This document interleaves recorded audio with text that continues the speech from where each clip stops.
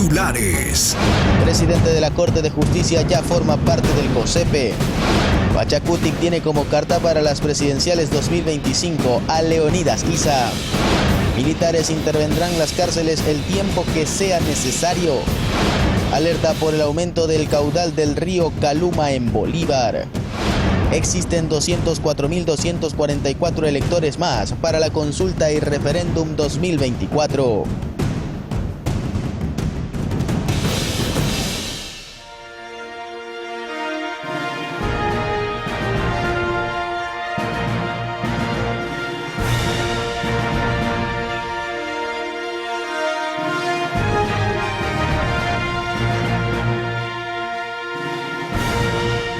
Hola, ¿qué tal? Buenos días, televidentes de Ecuador y el mundo. La Asociación de Municipalidades del Ecuador informó que el gobierno nacional transfirió hoy 20 millones de dólares a más de 80 municipios del país. También las lluvias siguen generando graves afectaciones materiales e incluso ya hay víctimas humanas. Más adelante ampliaremos la información. Aquí empezamos Noticias Oromar. El Consejo Nacional Electoral aprobó el presupuesto general para el proceso de consulta popular y referéndum de 2024 por un valor que supera los 60 millones de dólares. Dentro de ese monto están los recursos para las papeletas, documentos electorales e integración del paquete, Fuerzas Armadas, Policía Nacional, fortalecimiento tecnológico, voto en el exterior, talento humano, pago a los miembros de la Junta Receptora del Voto, campañas de información al ciudadano, bienes y servicios, material de capacitación y observación electoral. Según el organismo para estos comicios, a diferencia de las elecciones anticipadas y seccionales de 2023, existen 204.244 electores más en el padrón electoral, lo que implica un incremento de 537 juntas receptoras del voto. Y siguiendo con temas electorales, el movimiento Pachacutic lanzó la precandidatura presidencial de Leonidas Issa, titular de la Confederación de Nacionalidades Indígenas del Ecuador, CONAIE, a un año de las nuevas elecciones generales. Así consta entre las 22 resoluciones aprobadas por la dirigencia regional de esta organización política, que el 17 de febrero se reunió en Guayaquil. Issa se suma a Carlos Rabascal y Pedro Granja, quienes recientemente anunciaron sus precandidaturas para Centro Democrático y el Partido Socialista, respectivamente. El pasado 30 de enero, Jaime Nebot, líder del Partido Social Cristiano, dijo que Jan Topit sería el precandidato por ese partido y Luisa González iría por la Revolución Ciudadana. El actual presidente del Ecuador, Daniel Noboa, también buscaría la reelección.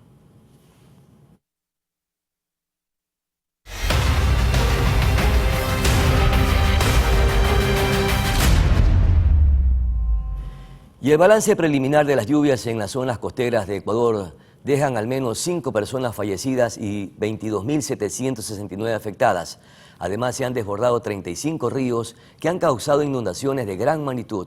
La Secretaría de Gestión de Riesgos informó que existe un fallecido en Paján, Manabí, 3 en Ponce Enríquez, Azuay, por un deslizamiento de tierra y 1 en Santo Domingo de los Áchilas. A través de las cámaras de videovigilancia del ECU 911, monitorea de forma permanente el caudal del río Caluma en Bolívar. Asimismo, en esta provincia, la noche de ayer, varias viviendas colapsaron en el cantón Echendía por la crecida del río Soloma. En redes sociales circulan videos del momento en que varias casas se desplomaron. En la ciudad de Portoviejo, el sector de la Estancia Vieja fue uno de los más perjudicados. Y el alcalde de Chone expresó sobre lo que ha pasado en su cantón. Muchísimo, pues, y ahora tenemos que estar a la expectativa también de lo que está sucediendo, que reitero, es una creciente muy agresiva. Tenemos muchos sectores en la ciudad con muchos problemas, la parroquia también San Antonio está con muchas dificultades ya porque las aguas continúan en su paso hacia la desembocadura del río Chone. Tenemos el río Carrizal también ya a un altísimo nivel, es decir, tenemos varias condiciones para que esta creciente sea muy significativa, inclusive mucho más que lo que se pudo generar el año anterior, el 7 de marzo. Con esto, pues, decirle a la ciudadanía que sigamos estando atentos, vigilantes, que nos cuidemos, por favor, y que estamos para seguir trabajando juntos y sobrepasar este momento de mucha crisis y preocupación que sentimos. A continuar con la situación de Chone, precisamente se declaró en estado de emergencia envió un comunicado la alcaldía de este cantón que se reunió a partir de las 5 de la madrugada y está Chone declarado en emergencia cantonal. Ante la situación que vive el cantón debido a la estación invernal, el COE cantonal sesionó a las 5 de la madrugada de hoy, miércoles 21 de febrero de 2024, declarando en emergencia al cantón Chone por la afectación provocada en muchos sectores tras la creciente de esta madrugada. Es la situación que están atravesando nuevamente en cada estación invernal los hermanos del cantón Chone.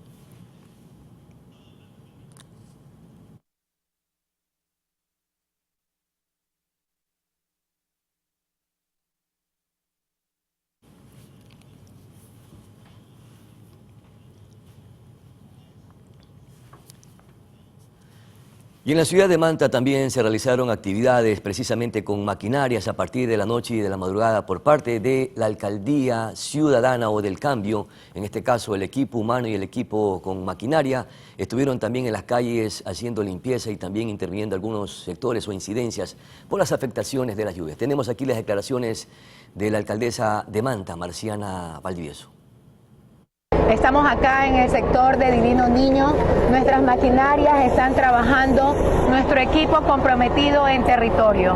Hoy también quiero decirles que ante lo que se anuncia de que las lluvias van a continuar, nos mantenemos atentos ante cualquier novedad que pueda existir, siempre para extender la mano amiga, porque así trabajamos en esta Alcaldía del Cambio. Vamos a seguir trabajando incansablemente y a ustedes también les recuerdo hacerlo en comunidad. Si ven a una familia que se está inundando, por favor, no duden en darle la mano para empezar a achicar los niveles de agua dentro de su vivienda hasta que llegue el cuerpo de bomberos con la bomba de achique. Son las afectaciones y los estragos del invierno, de las lluvias, algunos cantones más afectados que otros. En tanto, las afectaciones causadas por las lluvias en el puerto Engabao son graves. Por ejemplo, se presentaron roturas de los muros carrozables del sector por la creciente de los esteros. Ante esto, la Prefectura del Guayas dio a conocer las acciones llevadas a cabo para la emergencia, como el traslado de maquinaria para ejecutar trabajos de reconstrucción del muro y colocación de tuberías. Además, coordinaron el envío de asistencia humana para las personas afectadas. Por otra parte, en playas y en Pozorja, las inundaciones han dejado a barrios enteros bajo el agua, por lo que moradores han sacado sus enseres, electrodomésticos y ropa a las calles.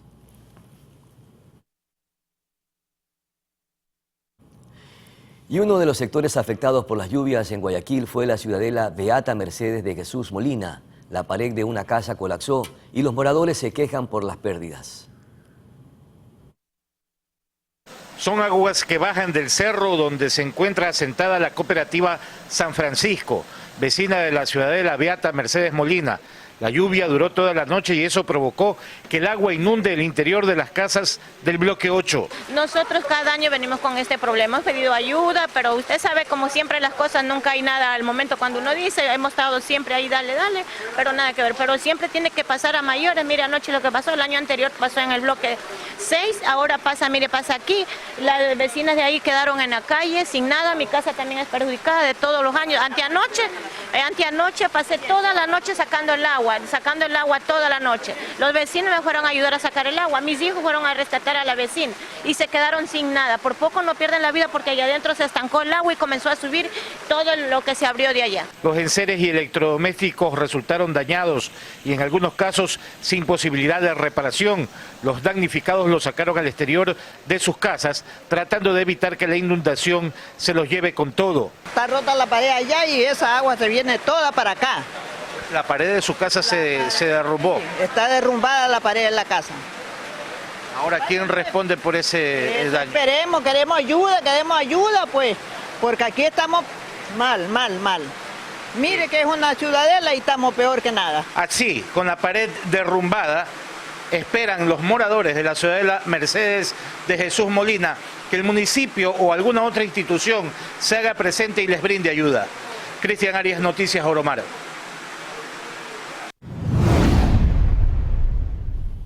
Y seguimos en Guayas, y es que severos estragos causó la lluvia de la madrugada de este 20 de febrero en el Cantón Durán.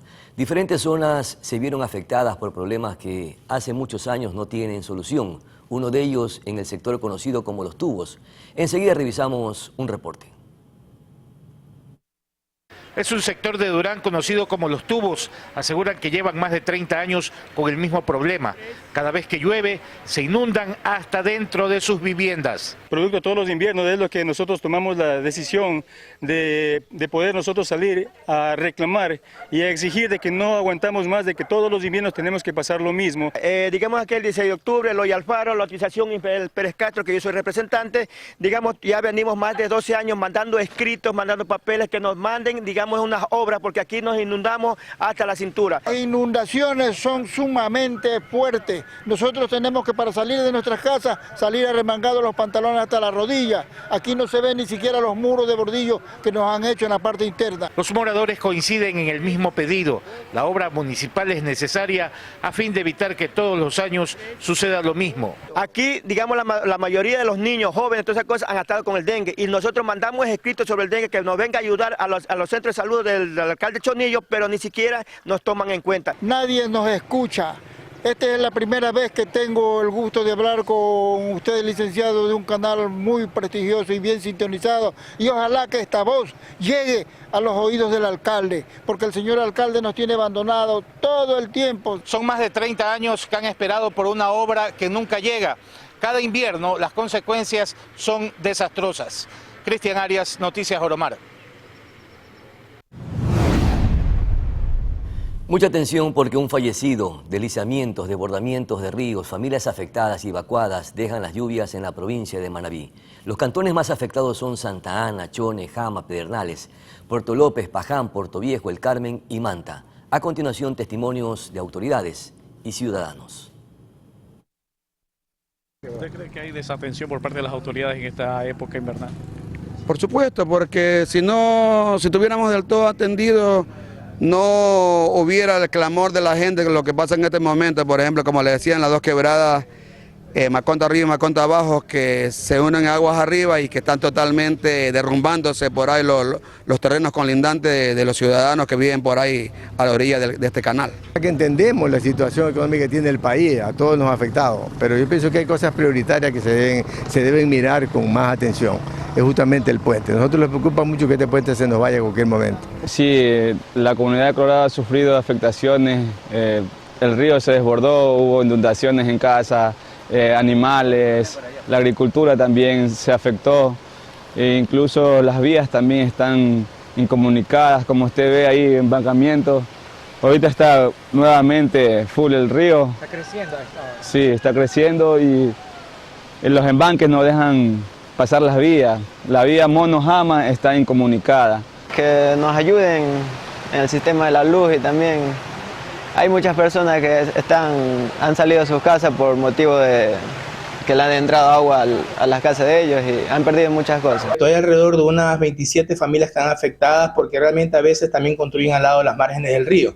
Pero ya están a buen recaudo. Lo primero que hicimos fue poner a buen recaudo, pedir ayuda entre las mismas familias como manda el COE y en casos posteriores pues producir ya un albergue. Por supuesto que cada vez que ocurren situaciones como esta, las afectaciones tienen que ver mucho también a lo económico, por ser un cantón eminentemente productivo. Ya el área que se ha afectado en cuanto a inundaciones es bastante significativa y eso luego se repercutirá también en el tema de la producción, de los productos. Varios puntos críticos, y dentro de esos puntos críticos hay entre 5, 10, 20, dependiendo de los niveles, cómo ha crecido el agua. Nosotros podemos identificar la parte del centro, Abdón Calderón, Escuela Adolfo Jurado González, en la zona rural Santa Marianita, los badenes han crecido enormemente. Barrio 8 de enero, en la 4 de noviembre también, en plena avenida Malecón, existió acumulación de agua rápido, apenas empezó a llover. Desde el principio estuvimos informados porque nosotros tenemos acceso a el monitoreo que se hace a través de nuestro centro de monitoreo. Lamentablemente son imágenes que permanentemente se repiten en cada invierno y muchos son los afectados. Algunos cantones o regiones sufren mayormente el impacto del crudo invierno. Vamos a nuestra pausa publicitaria. Al regresar estaremos conversando con la ex ministra de Gobierno María Paula Romo sobre temas de coyuntura política nacional. Ya regresamos de inmediato.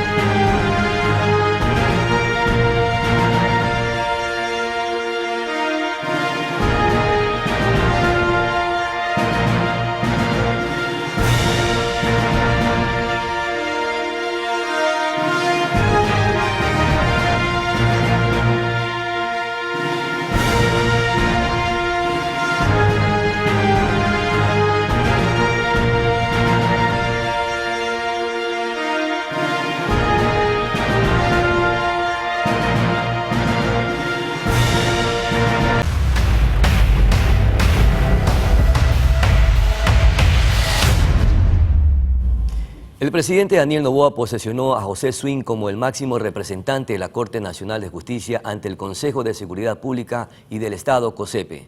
Asimismo, el comandante Jaime Vela se refirió a la situación carcelaria. Escuchemos. Por vuestra dignidad y por la responsabilidad que tiene ante el país como miembro del Consejo de Seguridad Pública y del Estado, jura solemnemente cumplir con las responsabilidades que la Constitución y la ley manda, guardar reservas sobre los asuntos que se traten en las sesiones del Consejo. Si así lo hacéis, que la patria os reconozca, caso contrario, ella os demande. Queda legalmente posesionado como miembro del Consejo de Seguridad Nacional Pública y del Estado. Ante la preocupación de la ciudadanía de que Fuerzas Armadas se van a retirar del control de los centros de privación de la libertad, quiero reafirmar el compromiso institucional de que permaneceremos en el control de dichos centros hasta que sea necesario.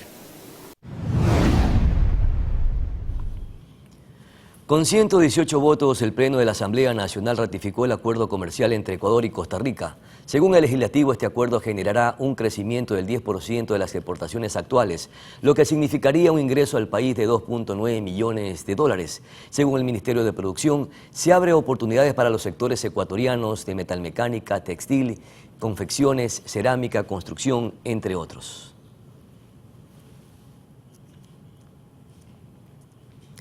Y Henry Kronfle, presidente de la Asamblea Nacional, dijo que en el legislativo no existen pactos por debajo de la mesa y anunció que se canalizan 3 mociones en las reformas al COIP.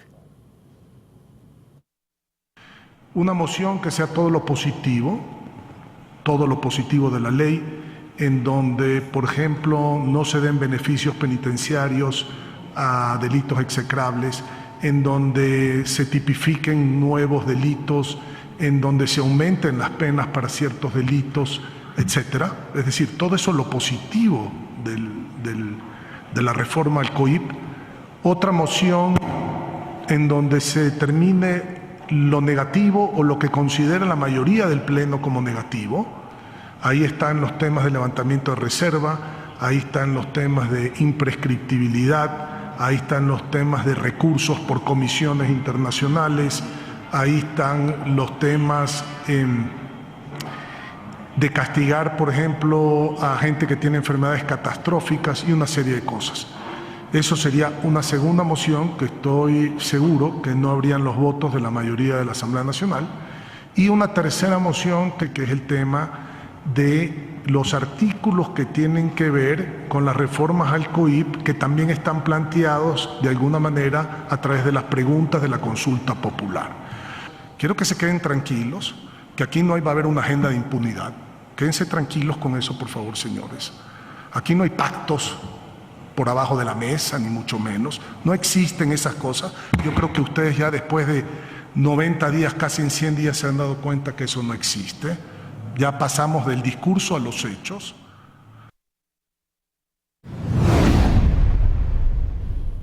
Por otro lado, varios integrantes del Consejo de Participación Ciudadana y Control Social pidieron la renuncia del alcalde de Quito, Pavel Muñoz, antes de que se dé la audiencia en el Tribunal Contencioso Electoral por una presunta infracción electoral. A 2 días de que se realice una audiencia en el Tribunal Contencioso Electoral en contra del alcalde de Quito, Pavel Muñoz, su denunciante Juan Esteban Guarderas, consejero de Participación Ciudadana, le pidió la renuncia. Según Guarderas, Muñoz tendría 2 alternativas: hacer un bochorno en la audiencia de este jueves o aceptar que cometió un error. Guarderas, junto con Mónica Jaramillo, interpusieron una medida de presunta infracción electoral. El argumento fue que al ser Pavel Muñoz un servidor público en ejercicio de sus funciones, no puede inducir al voto a favor de una determinada tienda política.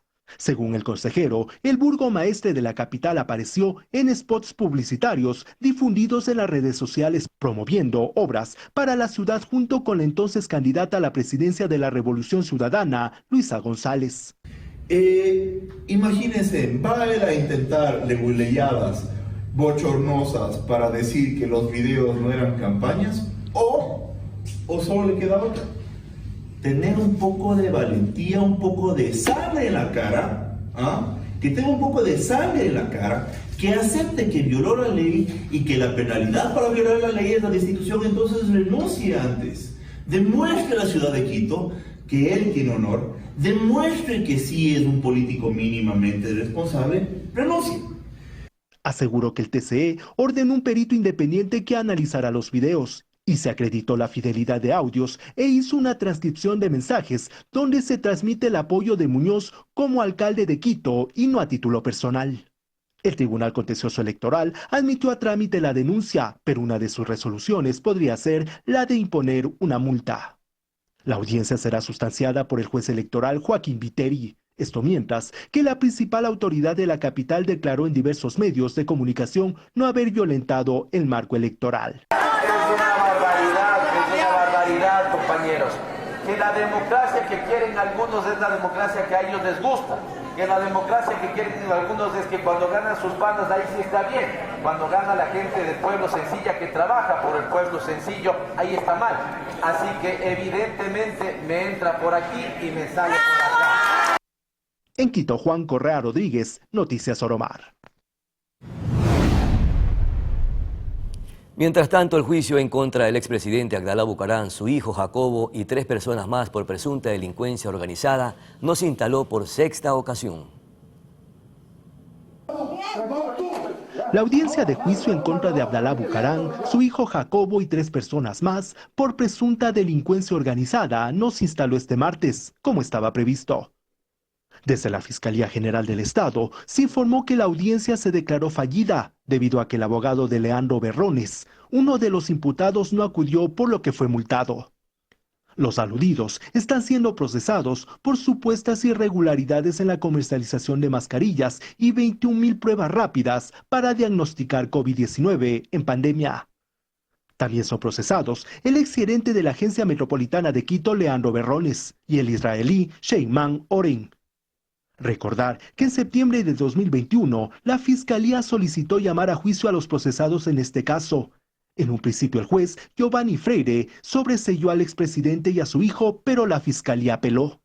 Finalmente, los llamados a juicio son 4. Según la hipótesis de la Fiscalía, los agentes de la EMT daban seguridad a ciudadanos israelíes que en el inicio de la pandemia se instalaron en Quito y se dedicaron a la compra y venta irregular de insumos médicos y pruebas COVID-19. Uno de sus clientes en la venta de pruebas habrían sido Abdalá Bucaram y Jacobo Bucaram, de ahí el porqué de sus vinculaciones. En Quito, Juan Correa Rodríguez, Noticias Oromar. Y la Fiscalía General del Estado informó sobre la reinstalación de la audiencia de juicio el 27 de febrero de 2024 a las 9 de la mañana contra Jorge Yunda, exalcalde de Quito, y 13 personas más, por presunto peculado en el caso Pruebas PCR.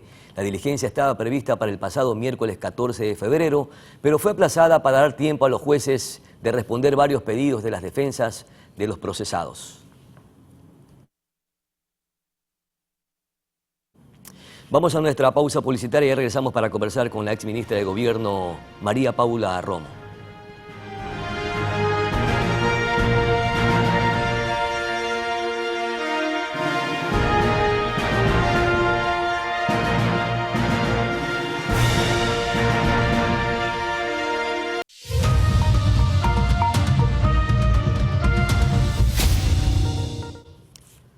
A esta hora de la mañana nos acompaña la ex ministra de Gobierno, María Paula Romo, precisamente para conversar temas de coyuntura o de política nacional de enorme trascendencia e importancia para el país. Muchísimas gracias por atender esta conversación, ex ministra de Gobierno. Muy gentil por conversar con Noticias Oromar.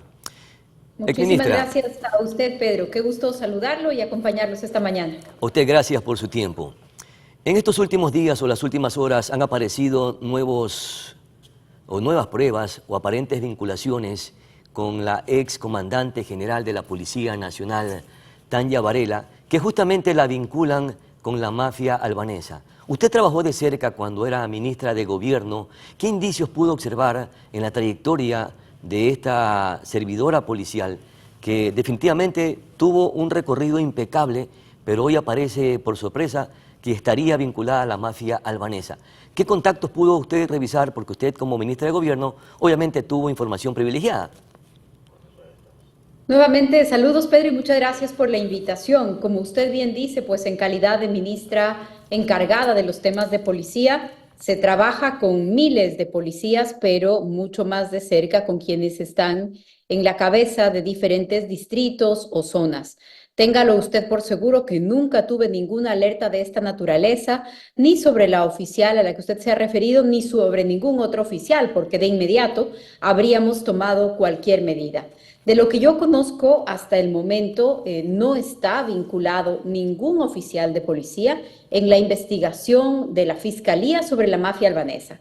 Hay algunas menciones de fuentes no identificadas en determinados informes y eso es lo que de alguna manera se ha comentado en los últimos días. Pero en la investigación de la Fiscalía General, la desarticulación de esta organización, también conocida como el Cartel de los Balcanes, estaba enfocada en algunos de los personajes que la lideran en el Ecuador, también en España, y entiendo yo de las fachadas económicas. En ese caso, hasta donde tengo conocimiento, no hay funcionarios ni judiciales, ni fiscales, ni policías que estén involucrados, como sí lo están, por ejemplo, en el caso Metástasis. Y esta presunción de que la ex comandante de la policía, Tanya Varela, era la madrina de la mafia albanesa y le brindaba seguridad a este grupo de criminales que aparece justamente o que ha trascendido en estos últimos días, ¿de dónde cree que pudiera provenir para involucrarla? De lo que yo entiendo, este nombre se menciona o este alias se menciona en el informe elaborado en la Comisión de Fiscalización del año pasado. No es una fuente directa, sino una fuente no identificada que hace mención de este nombre. ¿No es fiable entonces la información de dónde proviene justamente que la vincula? ¿Perdón? ¿No es fiable entonces la información de dónde proviene? No he dicho eso. Lo que he dicho es, hay un informe con una fuente no identificada que hace esta alusión. Sin embargo, yo entiendo que todos estos elementos deben haber sido revisados por Fiscalía General para que sea la Fiscalía la que decide cuáles son los argumentos, las fuentes o los nombres que se pueden constatar de una potencial participación en el delito. Esto creo que es muy importante, porque hay siempre una dimensión política que se analiza de los casos, pero también hay una tarea de la justicia. Entonces, este caso, que sin duda es un caso importante, el Cartel de los Balcanes está operando en Ecuador desde hace algunos años. Es un cartel muy violento, se encarga del mercado europeo de la cocaína. Entonces, es un golpe muy importante el que ha dado la Fiscalía del Ecuador con la Fiscalía de España, y son las autoridades de la justicia las que dirán cuáles de los elementos en diferentes documentos o informes o según los datos que tengan, quiénes son las personas que están involucradas. En este caso, no hay, en mi conocimiento al menos, ningún policía, ni fiscal, ni juez, como sí existen en el caso Metástasis. La general Tanya Varela tuvo una ascensión bastante importante y aparece justamente en crecimiento profesional desde la época del correísmo. Posteriormente también pasó por el gobierno de Lenín Moreno y por supuesto fue ascendida a comandante general de la Policía Nacional en el gobierno de Guillermo Lasso. En este periodo, en este lapso, ¿en qué parte se contaminó presuntamente?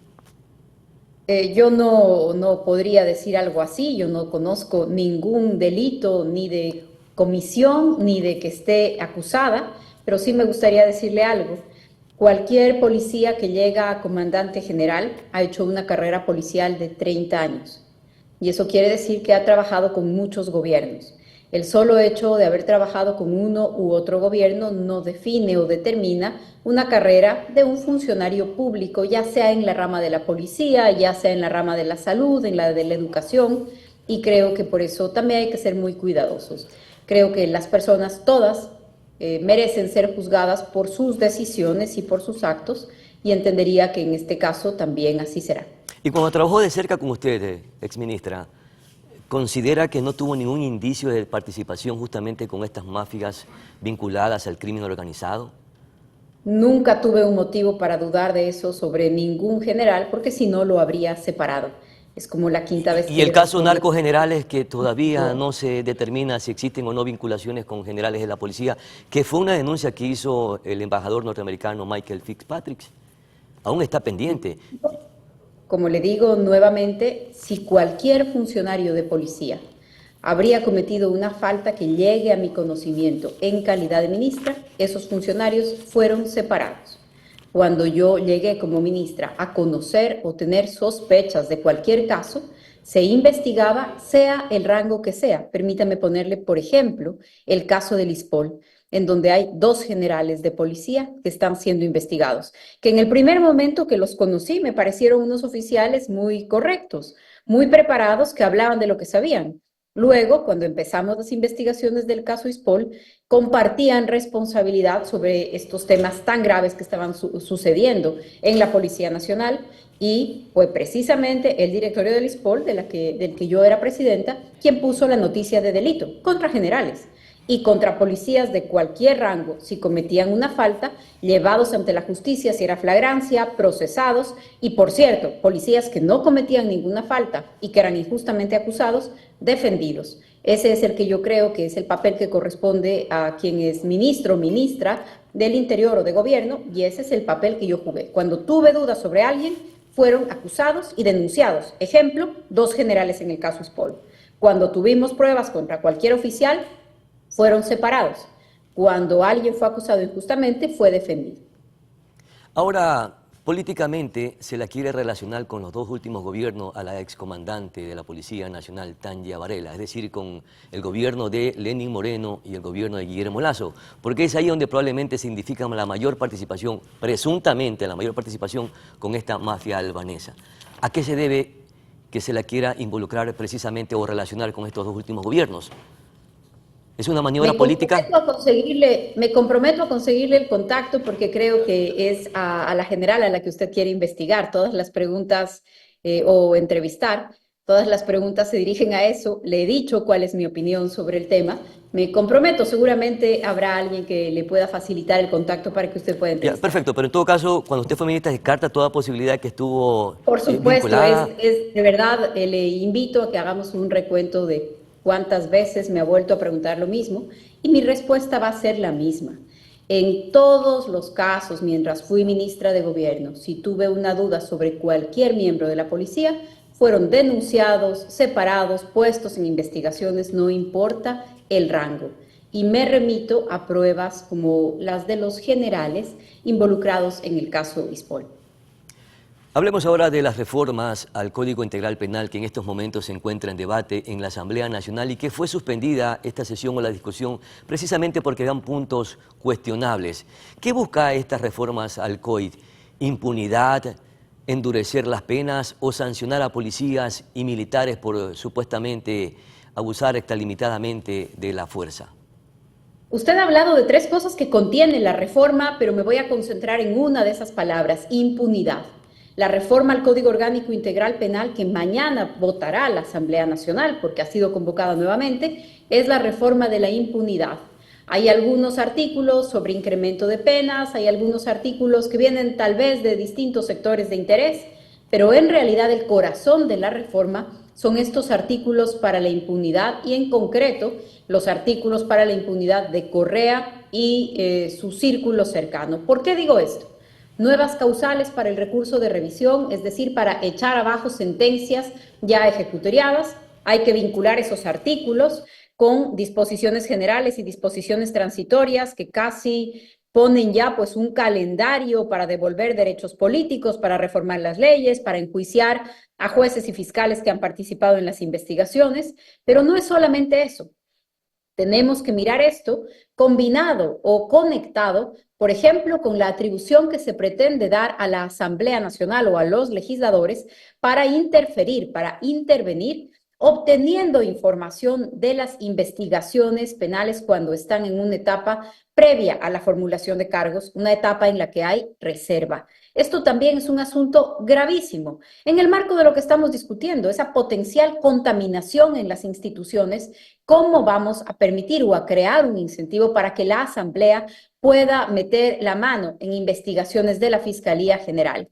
No son solamente estos artículos, son otros que debilitan el trabajo investigativo de la Fiscalía y como fachada algunas normas de incremento de penas que tampoco son necesarias porque la consulta popular contiene una pregunta sobre este asunto y pronto el país se podrá pronunciar, supongo, creo yo, que de manera positiva y ahí vendrá una reforma. Pero lo de mañana en la Asamblea Nacional hay que poner mucha atención porque realmente no está en el sentido de luchar contra las organizaciones criminales, sino que le abre unas ventanas que pensadas para los políticos luego pueden ser usadas por cualquier delincuente. Se debe entonces desechar la sentencia, la revisión de las sentencias ejecutoriadas y también precisamente que se levanten los informes reservados de las investigaciones que realiza la Fiscalía General del Estado. Esa postura debe ser desechable mañana en el Pleno de la Asamblea Nacional, exministra. No se puede dar paso a esta reforma de la impunidad. Nosotros nos hemos opuesto claramente y la bancada de Construye mocionó el archivo del proyecto de ley que tendrá que votarse el día de mañana también. Ya, perfecto. Pero en el caso del levantamiento de la reserva o de la información a través de un proceso de indagación previa, ¿no cree que también debe ser revisado? Porque hay casos que pasan 2 y 3 años en investigaciones y es allí cuando se aprovecha el correísmo y dice, bueno, existe procesos de investigación que son selectivos, para unos sí y para otros no. Es decir, que hay sentencias o procesos de investigación que tienen hasta más de 5 años y no hay resultados todavía. Bueno, es que el tiempo de las investigaciones no es reservado. El tiempo de las investigaciones no es una reserva, pero cuando se está llevando adelante, por ejemplo, una investigación contra un cartel criminal, si es que llega un asambleísta y dice, infórmeme si le está investigando a fulano o sutano, imagínese el riesgo de que la fiscalía le diga, sí, sí, les estoy investigando.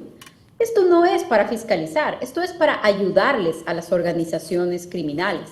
Y por cierto, la Fiscalía General tiene una atribución, todos los fiscales en realidad tienen una atribución que está escrita en el Código Penal, que tal vez esa es otra discusión, que se llama el principio de oportunidad. Y a través de ese principio, un fiscal, por ejemplo, en la ciudad de Machala o en la provincia del Oro, puede decir, en mi escritorio tengo 100 expedientes y les voy a dar prioridad a los que son de asesinato. Y tal vez a los de hurto, como tengo todo esto acumulado, no los voy a poner en el primer lugar. Eso se llama principio de oportunidad. Entonces, las grandes estructuras criminales y los delitos contra la vida, homicidio, sicariato, deben tener una prioridad de investigación y de sanción. En el Ecuador en este momento, Pedro, y permítame compartir esta cifra con sus oyentes, el 98% de los asesinatos quedan en la impunidad. Imagínense la gravedad, porque cuando hablamos de impunidad no hablamos solamente de los grandes casos con connotaciones políticas. Hablamos de este concepto de que no existan consecuencias para los actos. Y entonces una sociedad en donde los asesinatos no se castigan es una sociedad que empieza a ser permisiva con los delitos más graves. Y por eso tenemos que hablar de este tema y tenemos que analizar la actuación de la justicia sin dedicatoria, ni sobre quién investiga, ni sobre cuánto investiga, con estadísticas. Asesinatos, 98% de impunidad en asesinatos. Esa es la realidad de la justicia penal. No son los grandes juicios solamente. ¿Y cree que endureciendo las penas se pueda mitigar o disminuir este impacto de impunidad en el país? Hay una gran discusión entre los penalistas de que no es solamente la cantidad de años de la pena, sino la certeza de la condena. Es decir, justo de lo que estamos hablando. Si es que la pena dice 50 años de cárcel, pero nunca se sentencia a nadie, pues no hay ningún mensaje como sociedad. Si es que la pena dice no 50, sino 25 años, pero el 90% o el 95% de los asesinatos llegan a juicio, reciben sentencia, entonces no es solamente los años de la pena, sino la certeza de la condena. Tenemos que trabajar en ambas cosas y en el Ecuador nos hemos especializado en enfocarnos en los años de la pena y tenemos las penas altas y subimos las penas y por supuesto en una sociedad preocupada por la seguridad también hay esta preocupación, pero nos descuidamos de ver la otra cara de la moneda, la otra mitad del panorama que tiene que ver con la impunidad. El gran problema del país es la impunidad. Ya. Ahora, lo que genera suspicacia es que en la Comisión de Justicia votaron por unanimidad por este cuerpo legal que luego se fue al Pleno de la Asamblea para el debate respectivo y que mañana se retomaría probablemente. Sin embargo, la votación del Partido Social Cristiano, del oficialismo, fue a favor de este cuerpo legal para que precisamente sea revisado por el Pleno de la Asamblea. Ya en el Pleno, como que recularon y dijeron, no hemos aprobado esto, incorporaron por debajo de la mesa algunos artículos. ¿Por qué aparece esta suspicacia o se tiraron para atrás? Probablemente porque no se percataron, no definieron o no se informaron de lo que se estaba incorporando en este proyecto de ley. ¿O existe alguna probable conspiración entre los mismos o entre las mismas bancadas políticas? Puede ser un poco de todo. Puede ser que algunos miembros de la comisión no estaban presentes, no pusieron atención al tema. Puede ser que sí estaban plenamente seguros de lo que estaban aprobando y cuando se levanta la alerta en el país, entonces reconsideran esta posición. Cada bancada tendrá que explicarlo, pero lo que usted dice es clave. En la Comisión de Justicia se aprobó por unanimidad, es decir, todas las fuerzas políticas representadas en esa comisión, todas, independientes, Pachacutic, gobierno, Partido Social Cristiano, correísmo, votaron por la ley. Algunos en el Pleno, efectivamente, revisaron esa posición, se echaron para atrás, justificaron. Otros no han intervenido todavía. Por ejemplo, no ha intervenido todavía nadie de la bancada del gobierno, así que desconocemos cuál es la posición de esa bancada porque nadie tomó la palabra para el debate. Hoy hay una sesión solemne en la Asamblea Nacional que entiendo va el presidente de la República. Ojalá en esa sesión el presidente se pronuncie, le haga un llamado a su bancada para tener una posición firme sobre esto, porque todavía no conocemos qué tiene que decir la bancada de gobierno sobre ese informe que aprobó por unanimidad. Quiero solicitarle a producción que nos ayude con un dato que es sumamente importante porque se intenta involucrar un artículo que también ha sido tema de debate en la Asamblea Nacional y que probablemente se incorporaría o no o se desecharía dentro de la reforma del Código Orgánico Integral Penal. Y es justamente, mi querida ex ministra de Gobierno, el artículo 293 que se refiere a la extralimitación en la ejecución de actos de servicio a los servidores de las Fuerzas Armadas, Policía Nacional, entidades complementarias de seguridad de la función ejecutiva. Es decir, que se intentaría sancionar con mayores penas a 1/3 más para los policías y militares que supuestamente se extralimiten al uso de la fuerza. ¿Cómo tomar este punto que quiere incorporar justamente el correísmo? Estas son las contradicciones de la reforma, porque por un lado, cuando usted escucha o ve, incluso la Comisión de Justicia había hecho un video para redes sociales diciendo en esta reforma vamos a incrementar las penas, vamos a ir por la seguridad, pero el video no dice nada del recurso de revisión, no dice nada de la transitoria, no dice nada de meterle la mano a las investigaciones de la Fiscalía, no dice nada sobre estas imprecisiones que podrían servir para sancionar de una manera indebida a jueces, a policías o fuerzas armadas que participan en los temas de seguridad. El artículo que usted hace mención es muy importante porque nos muestra las contradicciones de la reforma. Parecería ser que desde distintas posturas, desde distintos sectores, a veces contrapuestos, todos pusieron su artículo. O estamos del lado de los buenos o estamos del lado del otro bando, pues. Todos queremos debilitar a las Fuerzas Armadas. ¿Ese es el propósito? Como una colcha de retazos. Los artículos que venían de una postura, de otra postura, de un interés, de otro enfoque, de un juicio pendiente, y con eso armaron una colcha de retazos y pretendían que la Asamblea la apruebe con un informe unánime. Muchísimas gracias a María Paula Romo, exministra de Gobierno, por comparecer y compartir información importante, mantener este diálogo con Noticias Olmar. Muy amable, exministra, muy gentil. Gracias a usted, un buen día. Un buen día también para usted. Vamos a la pausa y ya regresamos.